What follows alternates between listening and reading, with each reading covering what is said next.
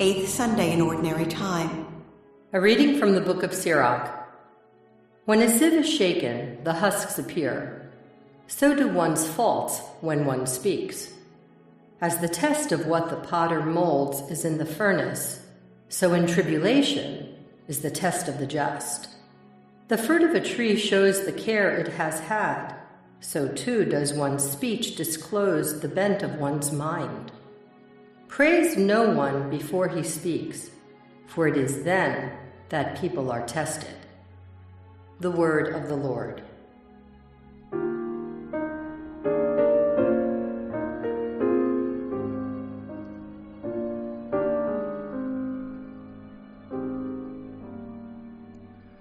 Lord, it is good to give thanks to you. Lord, it is good to give thanks to you.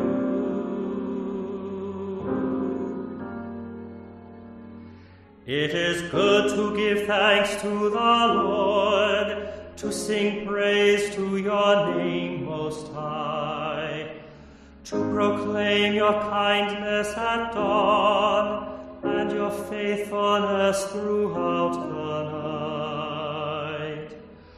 Lord, it is good to give thanks to you.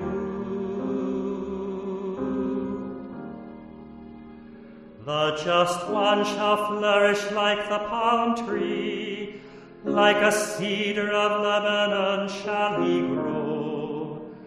They that are planted in the house of the Lord shall flourish in the courts of our God. Lord, it is good to give thanks to you.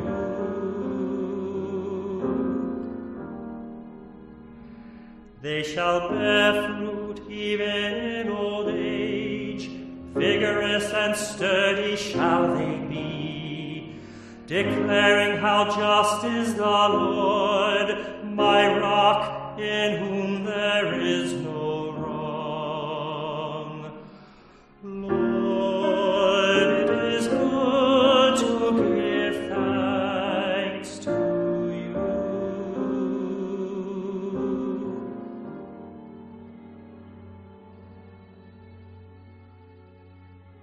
A reading from the first letter of St. Paul to the Corinthians. Brothers and sisters, when this which is corruptible clothes itself with incorruptibility, and this which is mortal clothes itself with immortality, then the word that is written shall come about. Death is swallowed up in victory. Where, O death, is your victory? Where, O death, is your sting? The sting of death is sin, and the power of sin is the law. But thanks be to God, who gives us the victory through our Lord Jesus Christ. Therefore, my beloved brothers and sisters, be firm, steadfast, always fully devoted to the work of the Lord, knowing that in the Lord your labor is not in vain. The word of the Lord. A reading from the Holy Gospel according to Luke. Jesus told his disciples a parable. Can a blind person guide a blind person? Will not both fall into a pit? No disciple is superior to the teacher, but when fully trained, every disciple will be like his teacher. Why do you notice the splinter in your brother's eye, but do not perceive the wooden beam in your own? How can you say to your brother, "Brother, let me remove that splinter in your eye," when you do not even notice the wooden beam in your own eye? You hypocrite! Remove the wooden beam from your eye first. Then you will see clearly to remove the splinter in your brother's eye. A good tree does not bear rotten fruit, nor does a rotten tree bear good fruit. For every tree is known by its own fruit. For people do not pick figs from thorn bushes, nor do they gather grapes from brambles.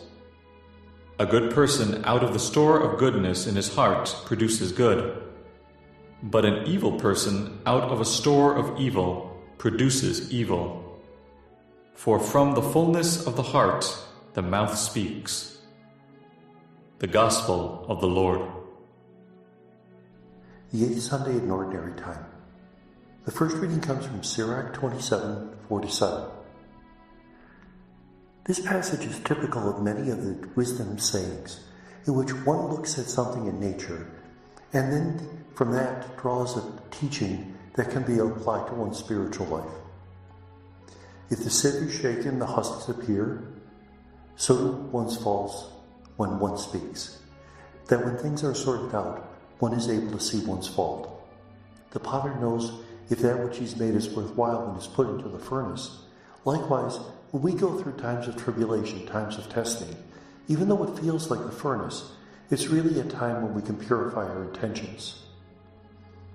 The fruit of the tree shows the care it had, so does one's speech disclose one's mind. That one is able to figure out what a person stands for when one speaks, and therefore one should spend a lot of time working on what one stands for, purifying one's intention. The second reading is from 1 Corinthians 15:54-58. It's a continuation of the chapter that speaks about the resurrection of the dead. It speaks about how with the resurrection, that which is corruptible will put on incorruptibility, so that death will no longer be the victor. That in fact death is simply falling asleep in the Lord.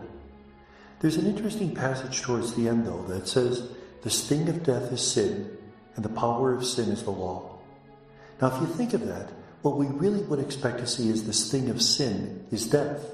That because we've sinned, death has entered the world. But the way it's stated here implies that death was always in the world, but it's sin which has made death such a horrific thing, that has created the alienation that we now experience when we die. Otherwise, death would have simply been in a twinkling of an eye. One instant you're here upon the earth, the next instant you're with God in heaven. And that's what this author seems to imply that God intended from the start. The Gospel is from Luke 6:39-45. It's a series of wisdom sayings. A blind person cannot guide another blind person. So if you're going to seek a spiritual guide, seek someone who has insight, somebody who has really delved into his own spiritual life so he's able to guide the other. Don't notice the splinter in your brother's eye when you have a wooden beam in your own. Look at your own faults. Recognize that the only person we can truly convert in the world is ourselves, instead of spending all of our time trying to convert others, noticing their faults. A good tree doesn't bear rotten fruit, nor does a rotten tree bear good fruit. That we will know people by the fruit that they bear, by their actions. Much as we heard in the first reading, and in fact, the first reading was a series of wisdom sayings, as is the gospel passage. Remember, wisdom originally meant simply learning how to live the good life. But as time went on in both Israel and in the teaching of Jesus, it became not simply the good life, but the goodly life, the godly life. And may God bless us.